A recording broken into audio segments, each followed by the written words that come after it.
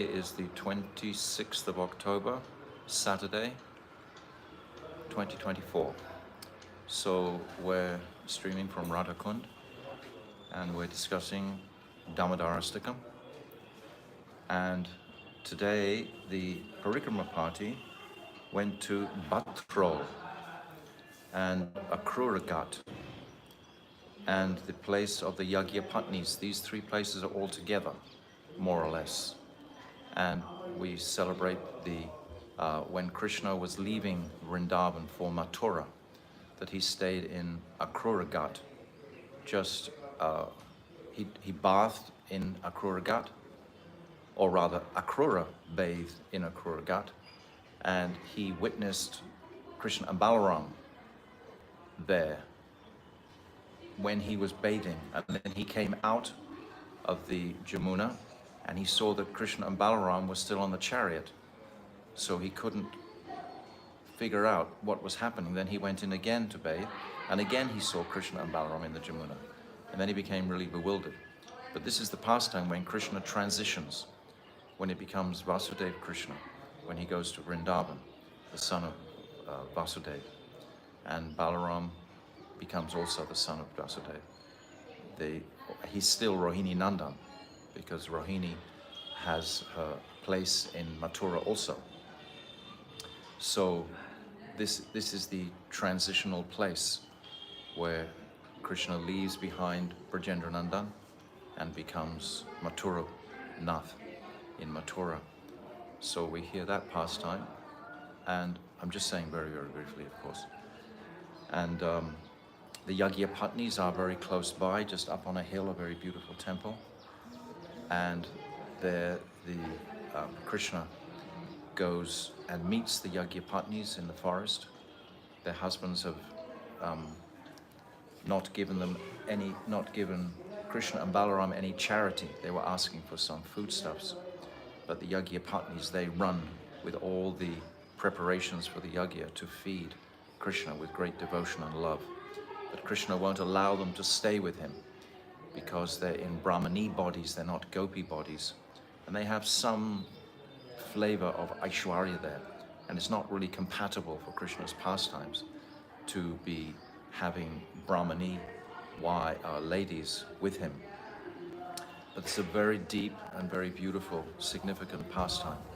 All these pastimes have many, many essential meanings and teachings within all of them.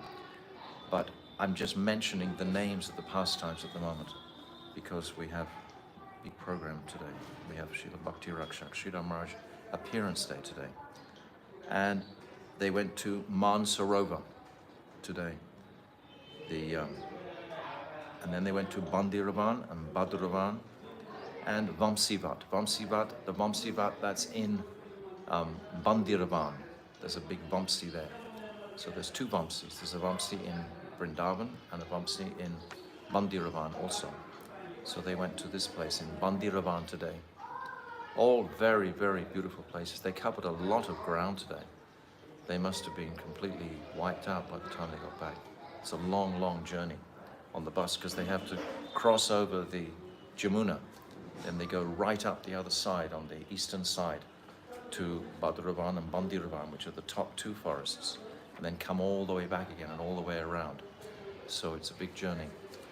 So that's where the Parikrama went today. And it's also the Avirbhava of Srila Bhakti Raksak Sridhara Maharaja, and we'll discuss him today. And it's also the appearance day of Virabhadra or Virachandra Prabhu, the son of Nityananda. So we'll mention all these things today. So I won't mention the Parikrama places again, but we'll mention Srila Bhakti Raksak Sridhara Maharaj and Virabhadra or Virachandra. So we'll sing our kirtan.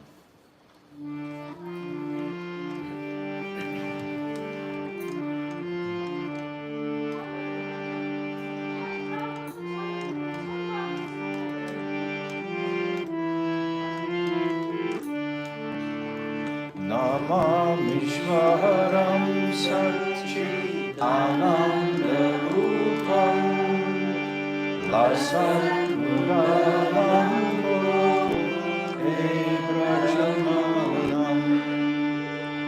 Yashoda Viyonukkalatarumanam Aramrisa Adyanta Dodutyanokya Rudanta Muhuryetra Yumram Rijantam Karam Bojayomena Satankaleka Morsvasakam Bhakti-Yantakanta Stita-Prema Brahmota Iti Drusvalila-vi Ananda-kunde Svagoshami-majanta Anyam-vayantam Tadeishu Tanyeshu Bhakti-Chitravam Punam-prema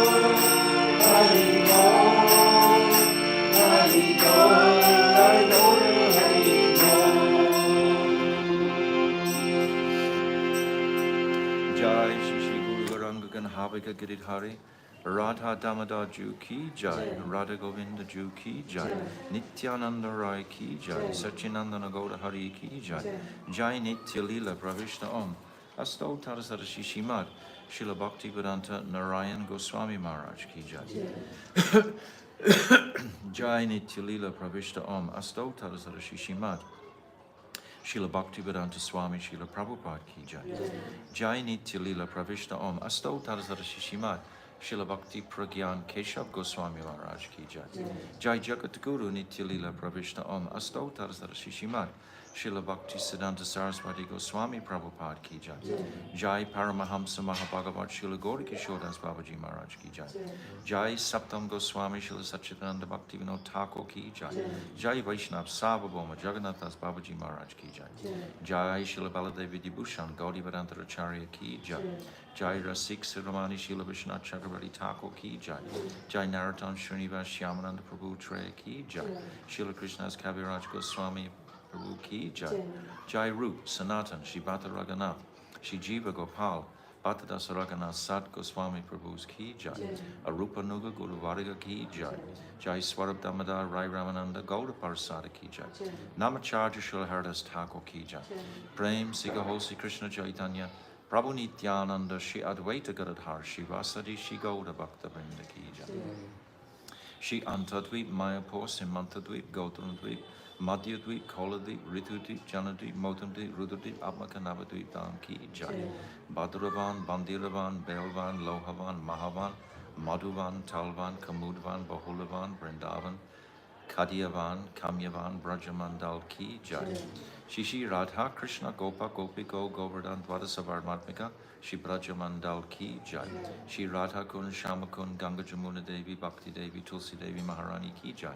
Shrimati Brinda Devi Maharani Ki Jai. Shrimati Yogamaya Purnamasi Devi Ki Jai. Jai Gopishwar Mahadev Ki Jai. Jagannath Baladev Subhadra Sudarshan Chakra Ki Jai. Ketramandal Ki Jai. Sarva Vigna Vanasakarishina Shingadev Bhagavan Ki Jai. Bhakta Prabha Shri Prahlad Maharaj Ki Jai. Charidam Ki Jai. Chari Sampradaya Ki Jai. Chari Acharya Ki Jai. Akara Maharaj Shri Chaitanya Mat Ki Jai. Shri Devananda Gaudiya Mat Ki Jai. Shri Keshavji Gaudiya Mat Ki Jai. Shri Harinam Sankirtan Ki Jai. Grantaraj Srimad Bhagavatam Ki Jai. Ananta Kota Vaishnava Vrinda Ki Jai. Samagata Bhakta Vrinda Ki Jai. Gau Premanande Hari Hari Bol.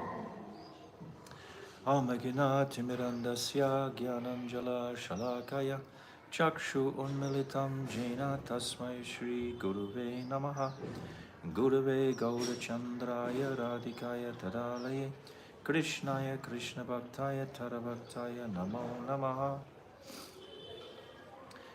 Shri Chaitanya Manobhishtam Shtapitam Jena Bhutale Swayam Rupa Kadamayam Tadati Swapadantikam Priya Surupe, Daita Surupe, Prema Surupe, Sahajiva Rupe, Nijana Rupe, Papuika Rupe, Tatana Rupe, Swavila Surupe, Anapita Chirim Chirat Kuranavadatinokalo, Samarapaitam Unnata Ujvala Rasam Swabhakti Shriyam, Hari Purata Sundarata Tikatamba Satapita, Sadahridare Kandare Spadatu Vasachinandanaha, Yam Prabhajantamana Petyam Apeti Krityam, Dvaipaino Viraha Katara Ajuhava, Putre titam mayatayo tarabo binidustam sarvabhutam prinim munimanatoshmi Bhaktya vihina aparada lakshay Shiptascha karmadi tarangamadye Kripa maitvam sharanam prapana Brinde namaste charanaravindam Bhajami radham aravinda netram Smarami radham madhurashmitasyam Vadami radham karuna baradram Tato mamanasti katyana kapi Tavaivasmi najivami tvaivina iti vignaya radhe tvam nayamam charanantikam. I'm first of all offering millions and millions of Dandava pranams unto the lotus feet of my beloved Gurudev, Nitya Lila, Parvishna Om, Asto Tarasara Shishimad, Srila Bhakti Vedanta Narayan Goswami Maharaj. And I'm offering the same again millions and millions of times unto the lotus feet of my beloved Nitya Lila, Parvishna Om, Asto Tarasara Shishimad, Srila Bhakti Vedanta Swami Srila Prabhupada. And on this most auspicious Avirbhava Tithi, I'm offering my Dandavat pranams to Nitya Lila Pravishna Om Asto Tarazara Shishimat Srila Bhakti Raksak Sridhara Maharaja. And all our Rupanuga Guru Varga and all the Vaishnava and Vaishnavi devotees of the Lord, my Dandavat pranams to all of you.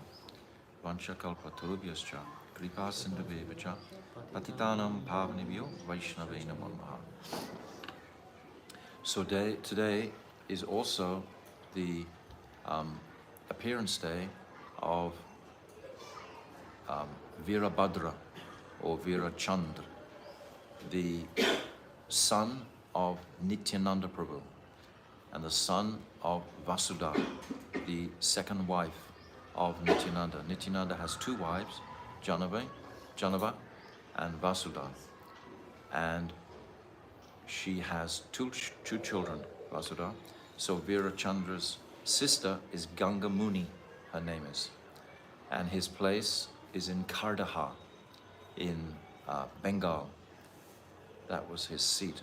And it's described that at his birth, Abhiram Das Thakur, a great Nitya Siddha Parikar of Mahaprabhu, who in Krishna Lila is Sridham Saka.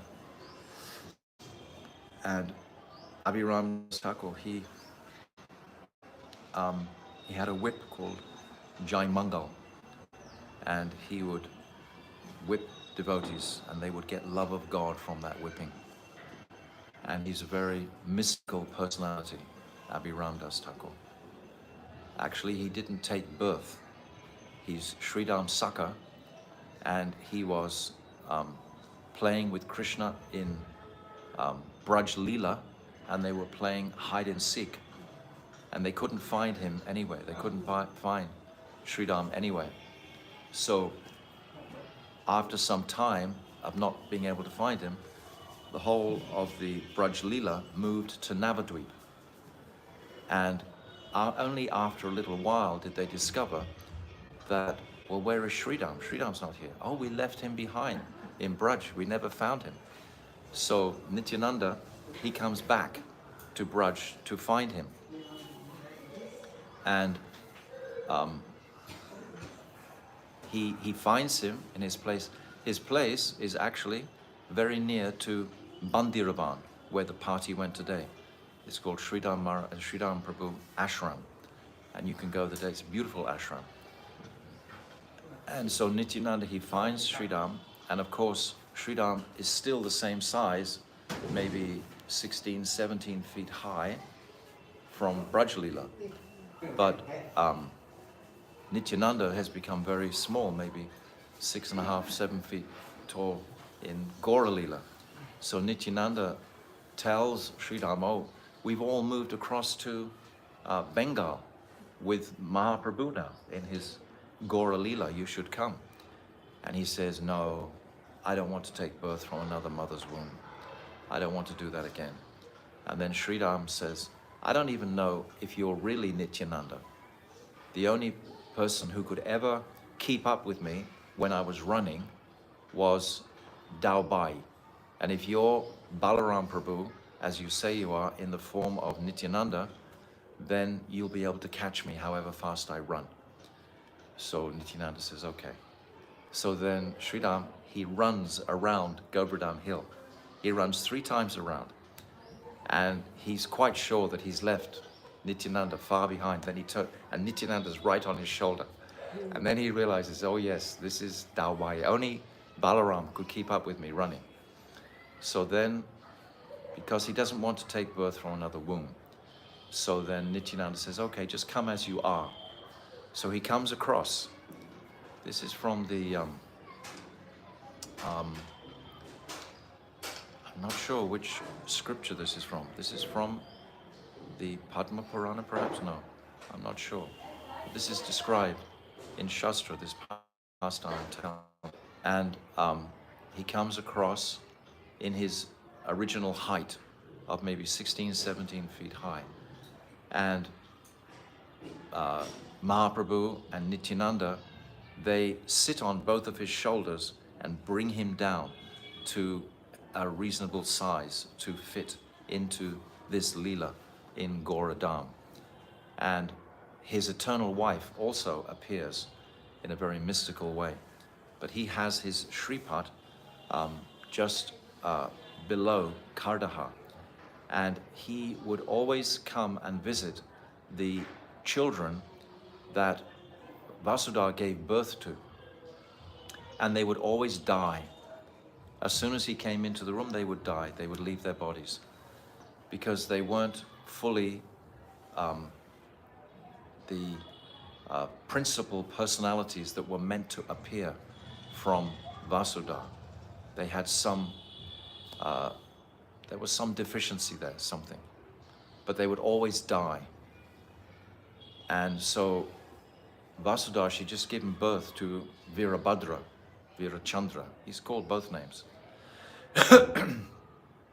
And she begged Nityananda, her husband, please, whatever you do, make sure that Abhiram Das Thakur doesn't come and visit us today. Every time he's come in, then the child has died because he just looks at them.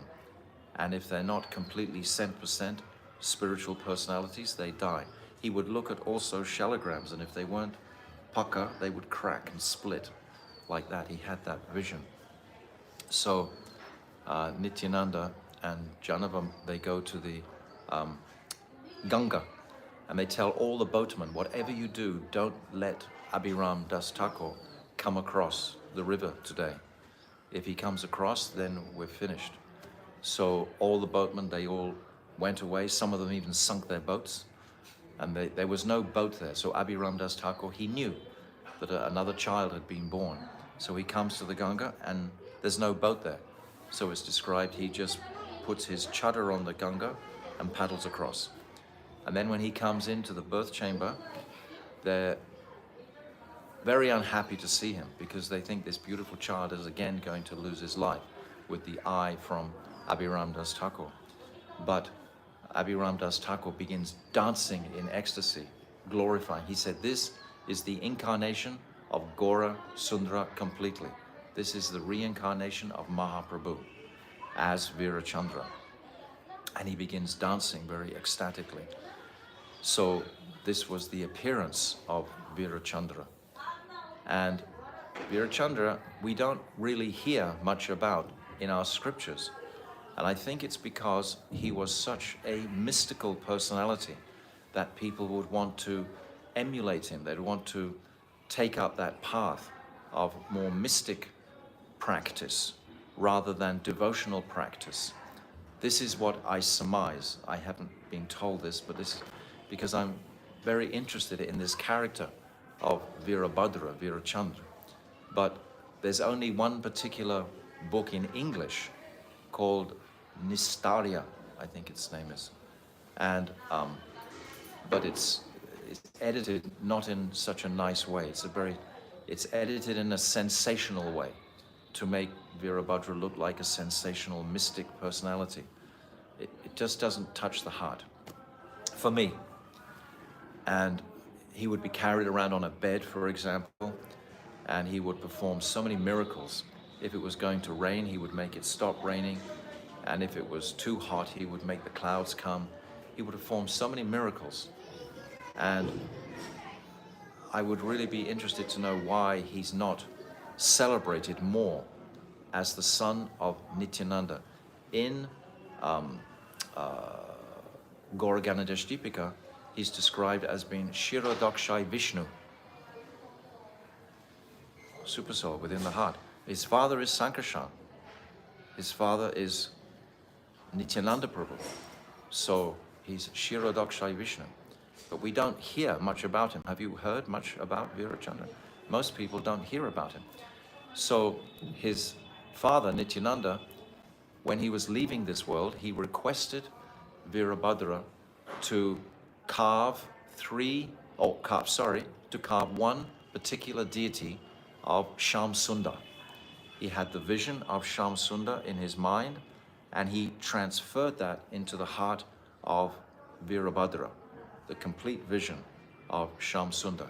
He said, you make a carving of this and put it in the temple close by where Virabhadra, it's actually the house of Purandar. where Nityananda and Janava live, which is very close to this temple today. So he told him, gave him the order, and he bestowed upon him the vision of this deity. So Virabhadra was carrying this order on his head. And then he sees, he was looking for the piece of rock, the piece of stone, the piece of marble to carve the deity from. And then he saw this amazing stone on the gatepost of the Muslim Qazi. And this stone was a black stone, completely black stone, and it was perspiring. In the sun, he saw the stone had like life in it. So Virabhadra decided, oh yes, this is the stone I need to carve the deity of Shyam Sundar. So he goes in to ask the Qazi, can he have the stone on the gate? And the Qazi is extremely envious of Virabhadra. He knows about Virabhadra and the different miracles and so on and glorifications that he's had, and he's very envious of him. So he prepares, he said, oh, you sit here and I'll offer you some foodstuffs. So he prepares some foodstuffs and he puts lots of poison in the foodstuff and he brings it to Virabhadra. And immediately the whole plate just sprouts flowers and grass in front of him like a garden. And the Qazi is just astonished. And then they take the plate away, and again they make another plate and bring it back again. And again the same thing happens. The whole plate just sprouts into like a garden of flowers and grasses and so on. They do it 3 times. And finally the Qazi realizes this is a remarkable personality. And he surrenders to him completely. And he begs forgiveness. And Virabhadra is very munificent and gentle, etc. and forgives him. And then the Qazi says, well, how can I serve you? And Virabhadra says, I want that stone that's on your gatepost. And the Qazi says, right, yes, you can take it, of course. So some men come, take the stone, and then Virabhadra himself begins to carve the deity that he's been impressed in his mind by his father, Nityananda. And the first deity is called Nanda Kishore. And it's not the right deity. It doesn't fit exactly what the picture he has in his heart of Shyam Sundar. But this deity is very beautiful. And so he carves this deity and then he discards it. No, it's not the right one. Then he carves another deity, and that's Ballabha. It's actually called Radha Ballabha, but it's Ballabha today. And that's also not the right deity. And then the third deity that he carves out of the rock is Shyam Sundar, and then he's completely satisfied with that one. So these 3 deities are there, and you can visit them today. The Nanda Kishore, a very extraordinary, beautiful deity. We can post pictures of the deities on our WhatsApp thread afterwards. So there's this Nanda Kishore, and then there's Radha Ballabha, and then there's Shyam Sundar. And these deities, it's described that if you go and have darshan of all these 3 deities in the same day, then great fortune will come to you and all your desires will be fulfilled, etc. So you can do that. You can go and see these 3 deities. It's just north of Calcutta. These 3 deities of Nanda Kishore and Radha Ballabha today and Radha Shyam Sundar. And they're extraordinary, beautiful deities. So this is all I understood about Virabhadra from many years trying to find out more and more understanding about him, because it would seem like he was such an attractive personality, but I haven't read in English any of his teachings or anything. So that's just the limit of my understanding of this personality. So Virabhadra Prabhu ki jai, Nityananda Prabhu ki jai, Janava Mata ki jai, Vasudha ki jai, Gaur Premanandi. So today is, Somebody says something? No. So today is the Avirbhava of Srila Bhakti Raksak Sridhara Maharaja, who I'm sure most of us listening today will be very familiar with because of his writings. It's his writings that have captured the hearts of so many Westerners in particular. His erudition, his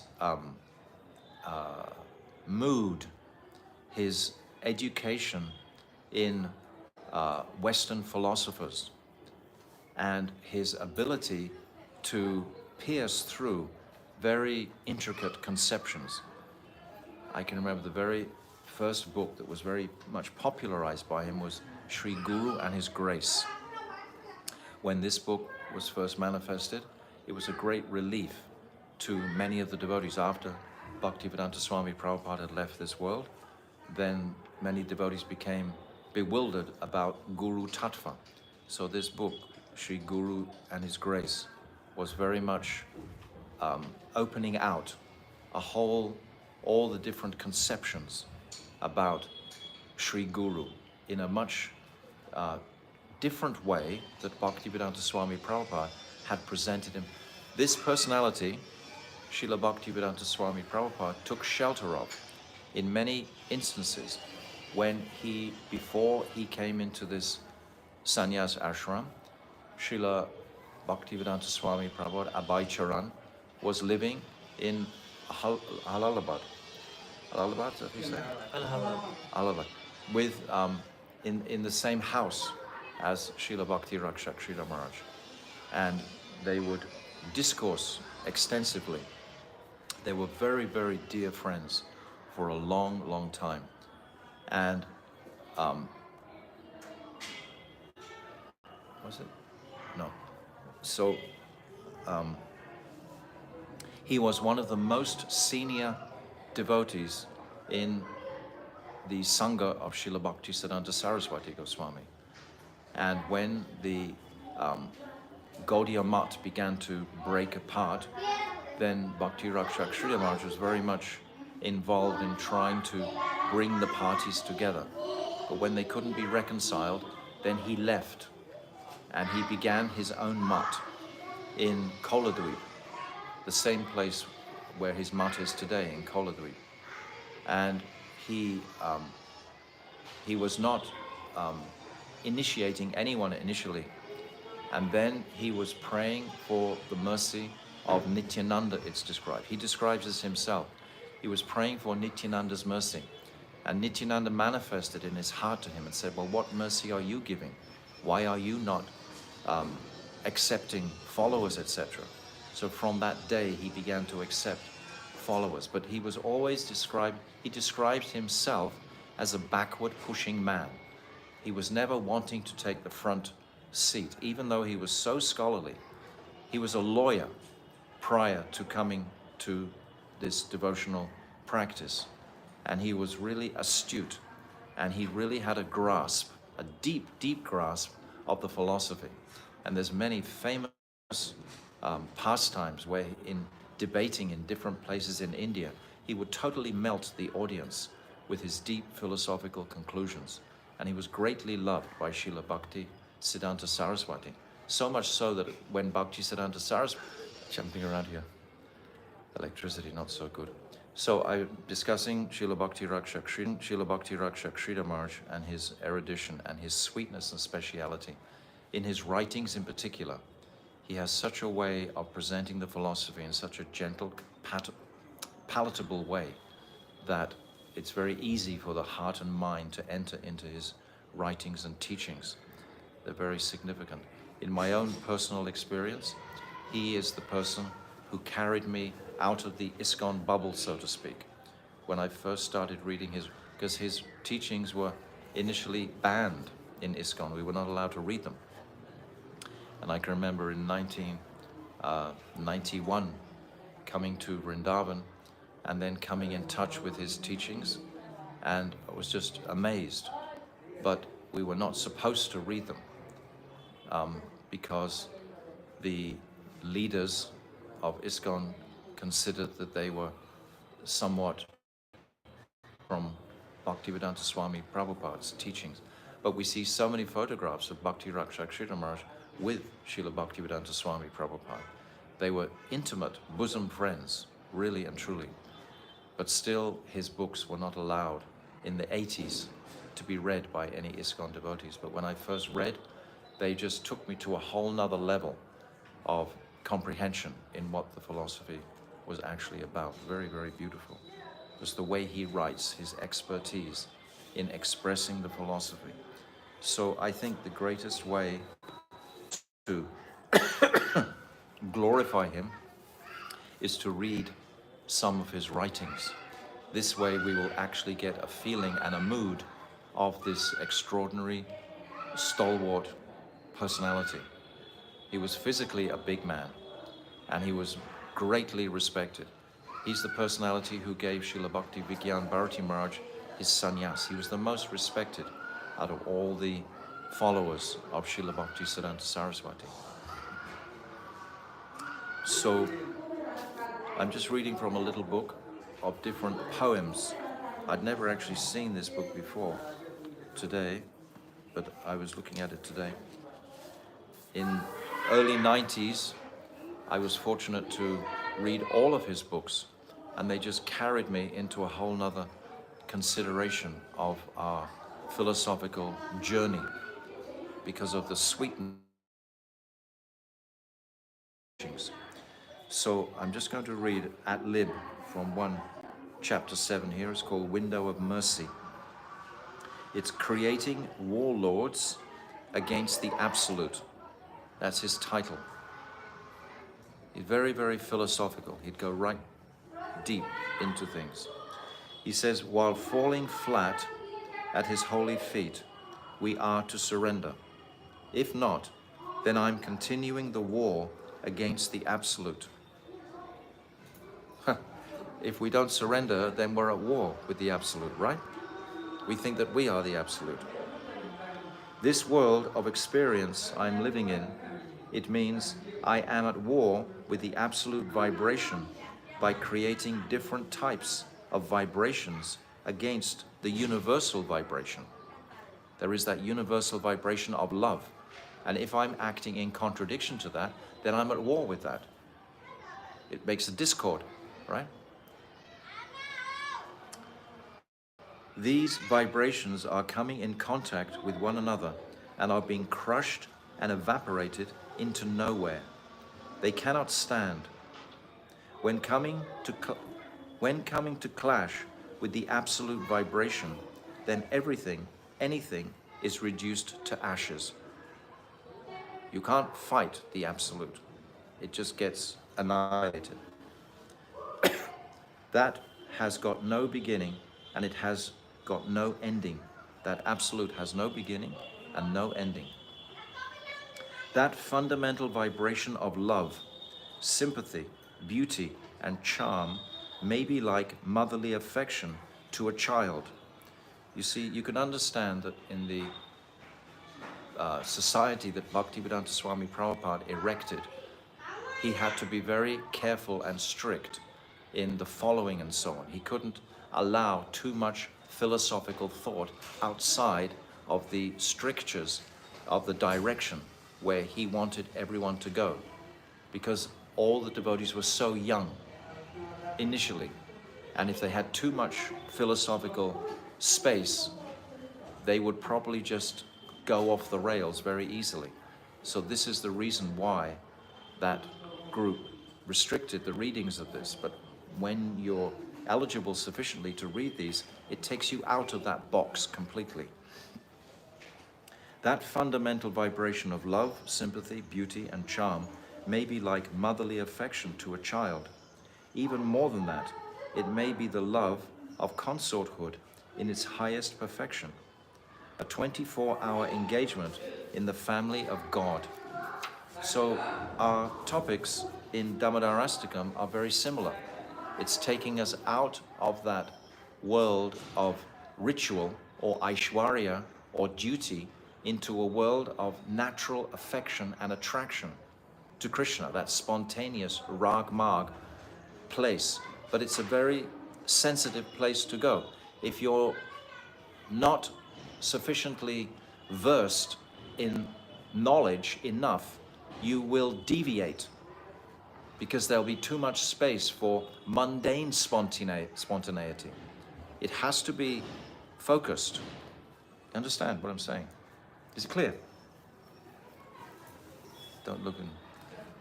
Is it clear? Okay.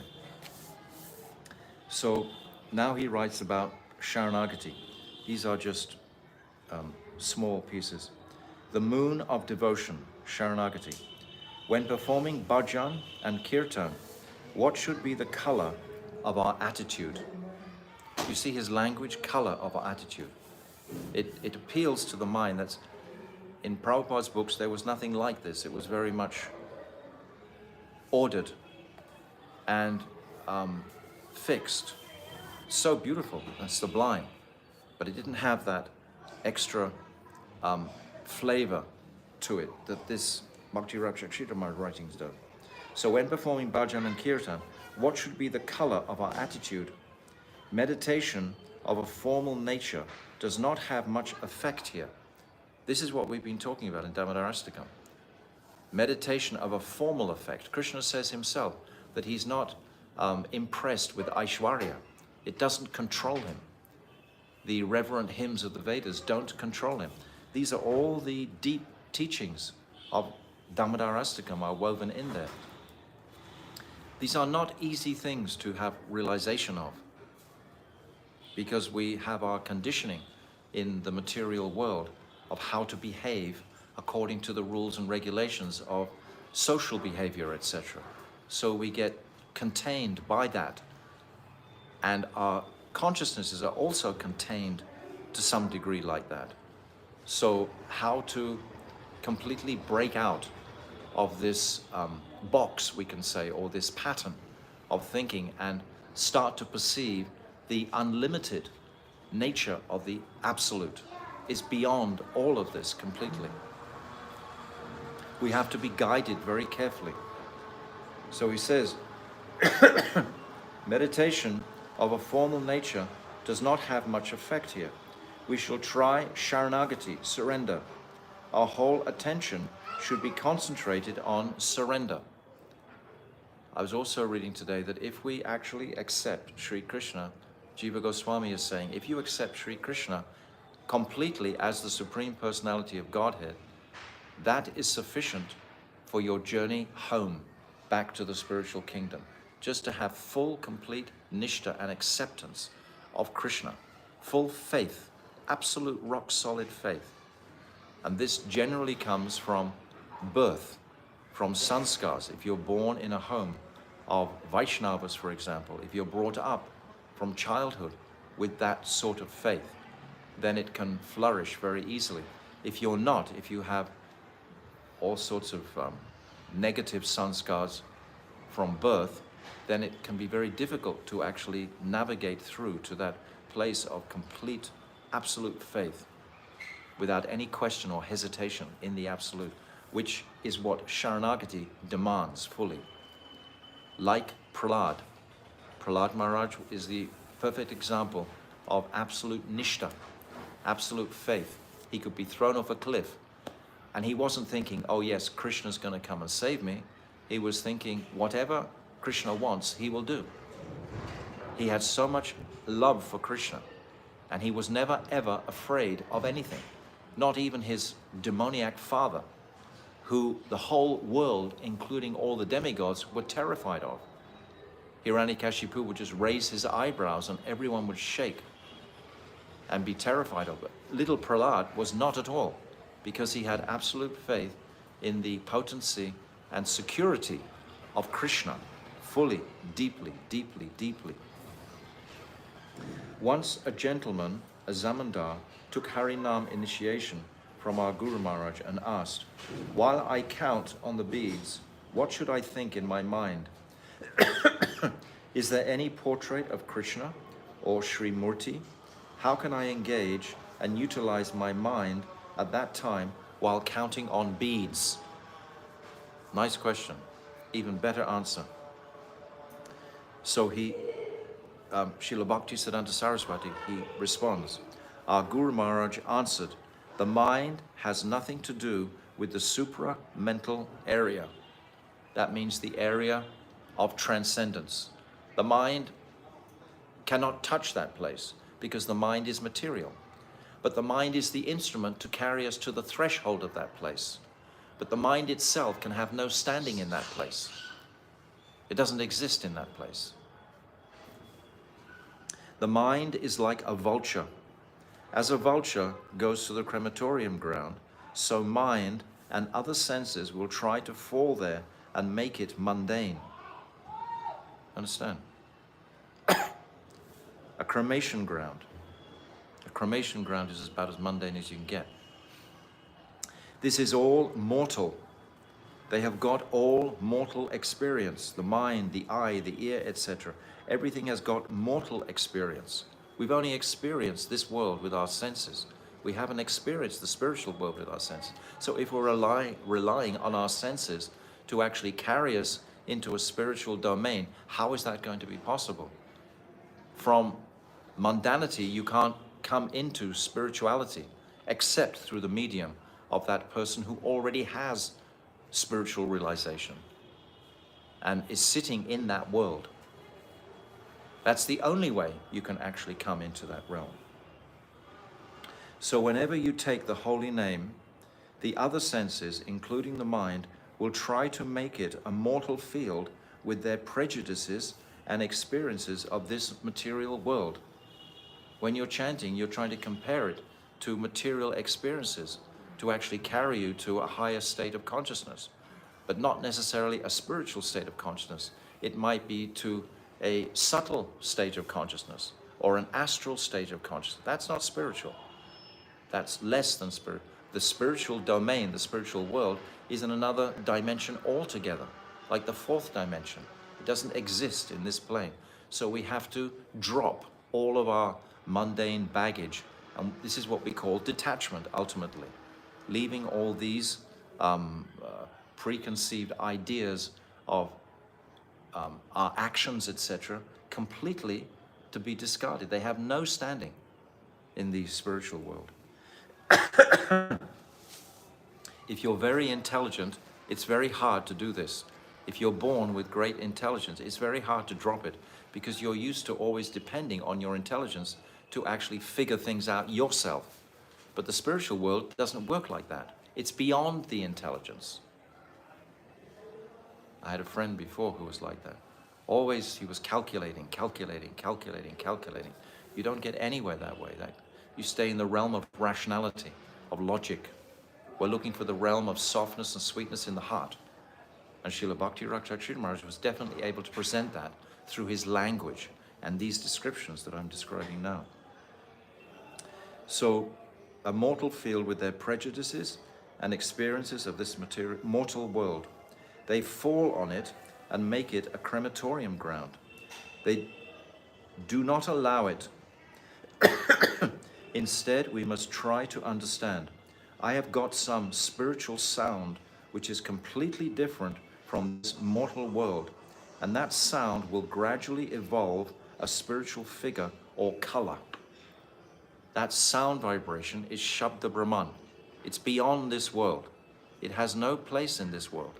It cannot enter this world except through the heart of a Mahabhagavat, and he brings it to us. Sound is the most powerful element it's the first element of creation. There was sound vibration. From sound, from ultimately Krishna's flute, manifested all of these worlds. Ultimately, it's from sound. That sound is the most subtle of all the elements. So that sound that encapsulates the chanting of the Hare Krishna mantra is the most powerful if we're able to hear it without the cluttering of our mind chattering in between. That's the difficulty. The mind, it chatters on a record of our lifetimes, you know, not just this lifetime, sometimes impressions from previous lifetimes, etc. So it's a journey, it's a process to achieve this. The stage of transcendental waiting is the next little episode. Ocean's Razor, by my expectant attitude. We'll read. Srila Jiva Goswami says, after receiving the spiritual sound from Gurudev and concentrating on the holy name, then there is a stage of transcendental waiting. How will the effects of the spiritual sound come down to us? We shall go on counting the beads with such expectant attitude. We're chanting these rounds, expecting something. We shall never feel ourselves down in this mundane world, but rather expecting some new transcendental experience at every moment. This means trying to remain in the powerful present. Bhaktivinoda Thakur writes this beautiful poem. He reasons, what is it? Forget the past that sleeps, and ne'er the future dream at all, but be with times that are with thee, and progress thou shalt call. So if we can move into the present moment, rather than being, because the mind wants to enjoy matter, but the soul has no connection with matter. The soul cannot enjoy anything in matter. So there's a conflict there, there's a contradiction there. So when we can leave the mind and how to tune into the powerful present, Uddhav talks about it in the Srimad Bhagavatam also. He asked Krishna this question, and Krishna says, remain in the powerful present. You can connect with the present by listening, by sound, just in the mundane world around. That's where it starts. You can hear the rain, the thunder, the birds, the trees, etc. You start from there. And then you can be listening for that transcendental influence there. It's there, if we listen to it. Srila Bhakti Raksak Sridhara Maharaja talks about this in another essay, about chanting specifically. It's called The Descent of the Holy Name. And he talks about how there's so many lies and so on obstructing the sound vibrations of the world. There's so many sinful activities that actually obstruct that transcendental sound around us in the atmosphere, in the ether. And he tells us clearly to focus and concentrate on the spiritual quality of our chanting, because the chanting itself is going to connect with the soul. Ultimately, the soul is there ultimately. So the sound vibration will connect with the soul and leave the mind behind, and it'll come into the heart region. These aren't things you can normally talk about actually publicly, but today, because it's Bhakti Raksak Sridhara Maharaja's birthday, we're speaking about it, and because he's writing about it.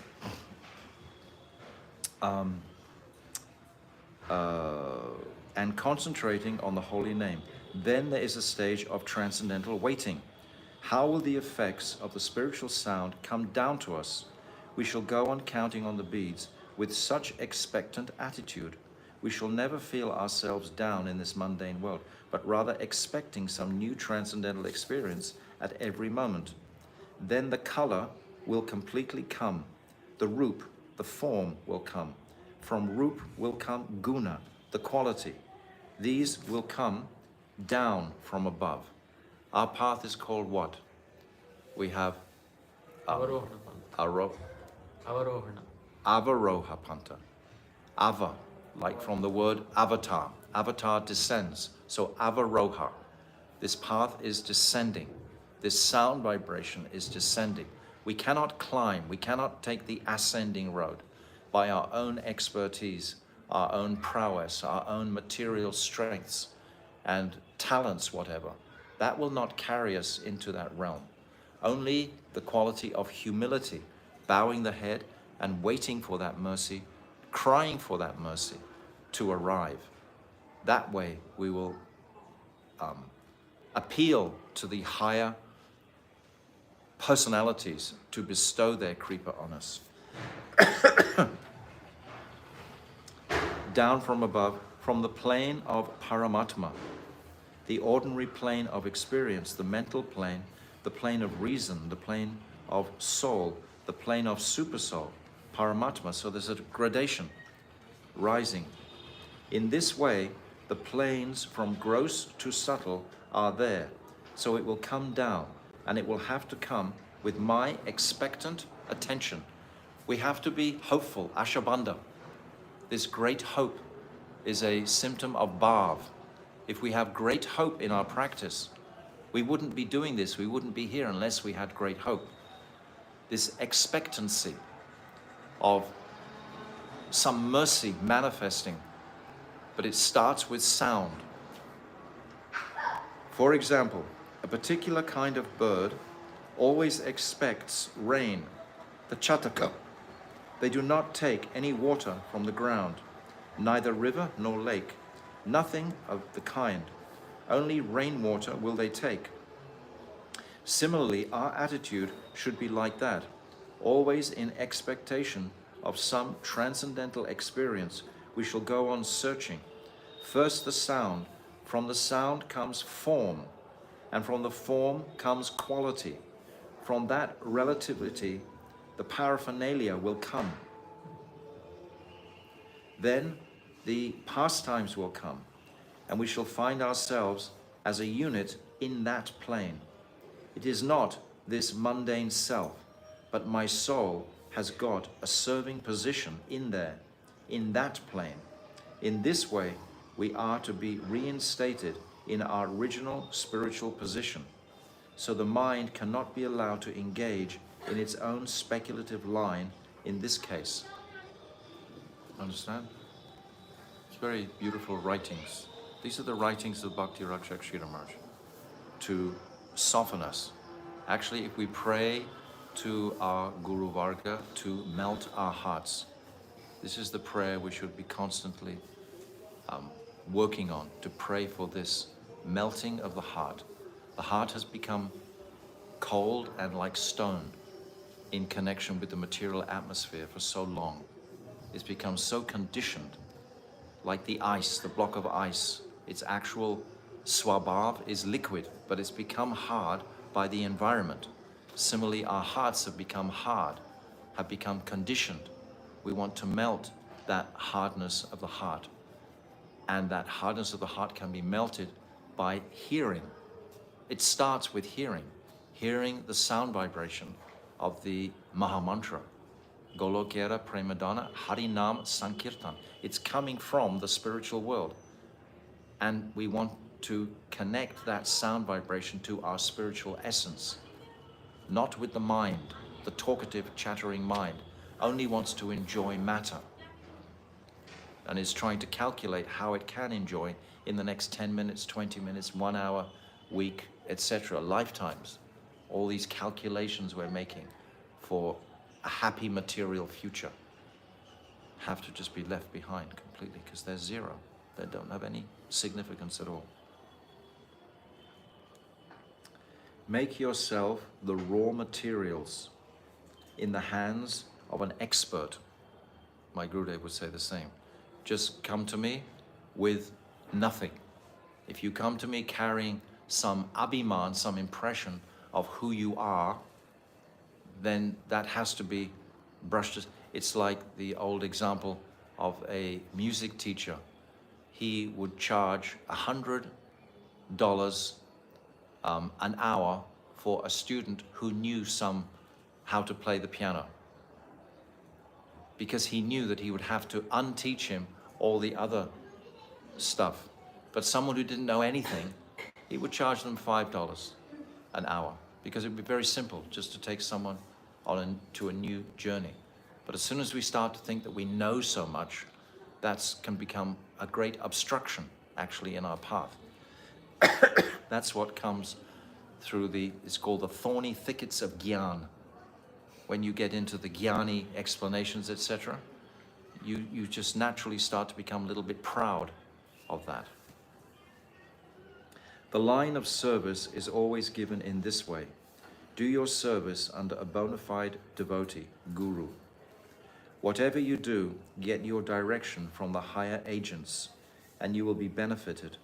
It is said that raw materials in the hand of an expert can produce miracles. We are like that. When we came to Bhaktivedanta Swami Prabhupada, we were like so raw, just nothing, not knowing how to eat, not knowing how to sleep, dress, anything. We didn't know anything. So he could actually just pour into us the nectar of the civilized world. But if we come thinking that we're civilized materially, but we haven't actually caught the spiritual civilization or culture, then it's going to be an obstacle for us.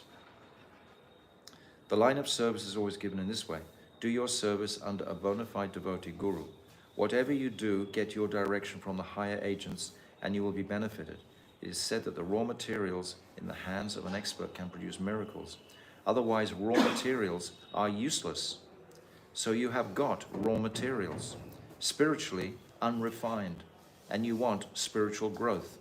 The higher and proper utilization of these assets is necessary, and that guidance can come from the transcendental arena just by being in the holy Dham.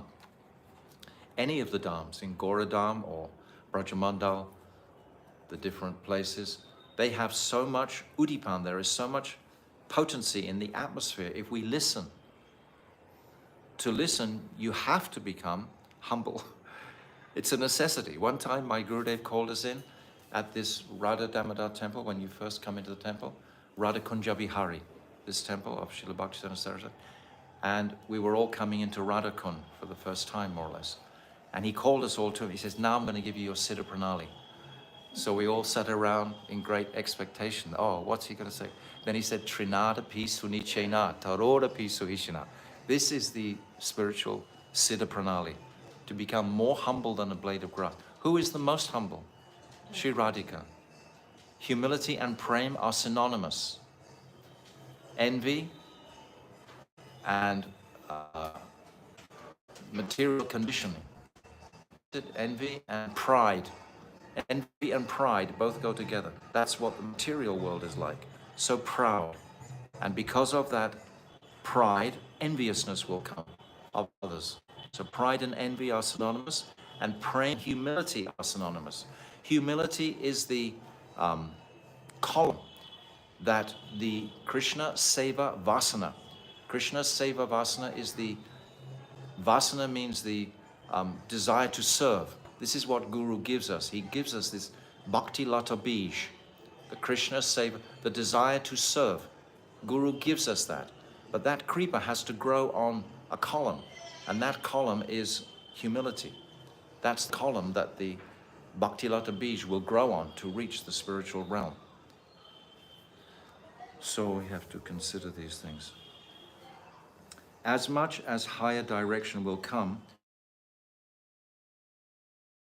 disposal, always submissive to the higher realm, we shall be more benefited in this super scientific line. Whatever is done under the direction of the devotees, that has got transcendental value. That will be progressive within me.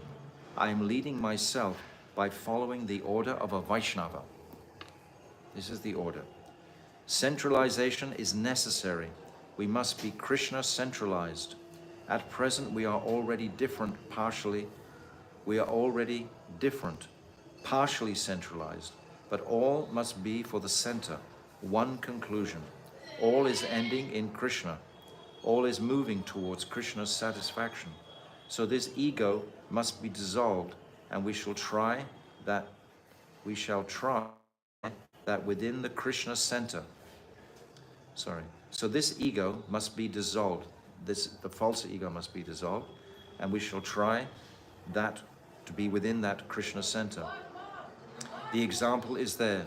This is the positive side. We are to find out within us. So take the holy name and hear Srimad Bhagavatam. There may be dharma, artha, karma, and moksha, each according to its purpose. But when they are performed only for the interest of Krishna, then it becomes bhakti, devotion. Everything only in the interest of Krishna, then it becomes devotion. So that's just a fraction of this tiny little book. First pages I opened today. And always he lifts the consciousness straight away to a deeper contemplation, a deeper mood of contemplation, of thought. And that thought, if it's supported with our Harinam practice, then it can only be successful. So Srila Bhakti Raksak Sridhara Goswami Maharaj ki jai, Avirbhava ki jai, Anantakota Vaishnava Vrinda ki jai, Gaur Premanande. Tomorrow we'll discuss Damodar Astakam. What's the title of the book? Huh? The title. This is the volume. Hang on a second. Volume 5 of the Sermons of the Guardian of Devotion. And it's called Poetry of a Saint. Poetry of a Saint. And Joy has it in his library. He belongs to Joy. So you can ask Joy for it. Hare Krishna, Krishna Krishna, Hare Hare, Hare Rama, Rama Rama, Hare Hare, Hare Krishna, Krishna Krishna, Hare Hare, Hare Rama, Rama Rama, Hare Hare, Hare Krishna, Krishna Krishna, Hare Hare, Hare Rama, Rama. Nitai Gaura Hari Bol, Hari Bol, Hari Bol, Gaura Hari Bol. Nitai Gaura Hari Bol, Hari Bol, Hari Bol, Gaura Hari. Go, Premanandi. Actually, just by listening to this Damodarastakam, giving it full oral attention, this is the effect of all Srila Bhakti Raksak Sridhara Maharaja has been saying. Just listen with rapt attention to pure Leela Harikatha. The Leela is the higher consideration than the Tattva. So if we listen to that, then we will be greatly blessed. Gaur Premanandi, Vancha Kalpatarubhyascha, Kripa Sindhuvevacha, Patitanam Pavanyo, Vaishnavena Namo Namaha. Hare Krishna.